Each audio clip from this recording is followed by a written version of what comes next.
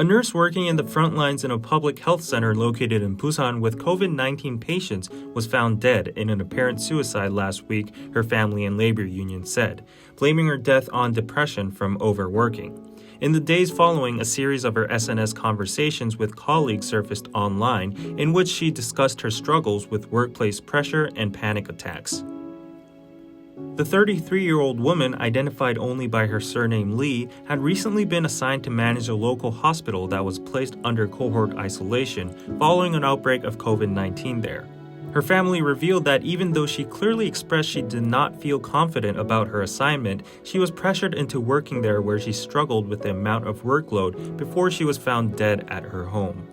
According to Lee's monthly overtime report, she had worked 363 hours overtime in the past 5 months.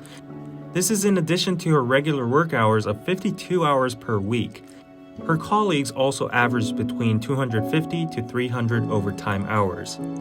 In the wake of Lee's death, the South Korean public's attention has been brought to the heavy burden of quarantine-related officials struggling with COVID-19 on the quarantine front, the resulting accumulation of fatigue, their workplace treatment, and the lack of labor regulations on their work hours.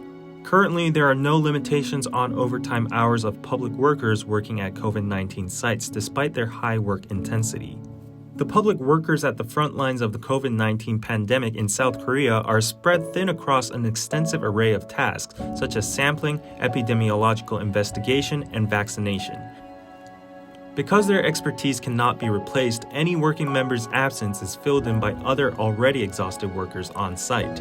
As a result, one nurse from a health center in Busan says one of her colleagues has been working for 20 days straight without respite, and all the nurses there are so overburdened that they break down in tears during work. Because of this serious lack of workers with the necessary expertise, many health centers in South Korea are forced to recruit new, inexperienced workers and place on them a level of workload and stress unfit for their level of experience in the field. In response, the South Korean government is actively promoting the redeployment of manpower and expansion of assistance in response to deepening fatigue and frontline quarantine sites. This issue of treatment of nurses at the front lines emerged as a prioritized agenda in the wake of Lee's death. A health official said that they are currently reviewing plans to utilize job projects to supplement local government personnel to assist them in testing centers. The government secured a budget for temporary relief for health center response personnel during this year's first supplementary budget review, considering the prolonged COVID-19 pandemic and vaccination schedule. In the meanwhile, the government has decided to hire 1,320 nurses, 4 additional workers to 258 health centers nationwide each. They hired 243 last month and plan to hire an additional 700 by this month.